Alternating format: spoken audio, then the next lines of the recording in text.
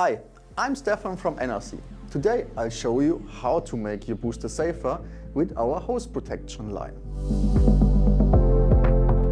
Using pressure hoses can be dangerous. Sunlight, accidental bumps and extreme conditions can damage hoses and cause them to break. If a hose breaks, it can whip around and cause serious injuries. That's why we offer the hose protection line. It is made of a fine wired stainless steel cable with one end equipped with a hose attachment loop that can fit diameters between 9 and 14 millimeters. On the other end, featuring a plate that fits on any standard G1/4 inch threaded connection. The patented hose brake safety line can be directly fitted on boosters purchased from us or bought separately. Additionally, it can be used with any high-pressure hose to enhance safety.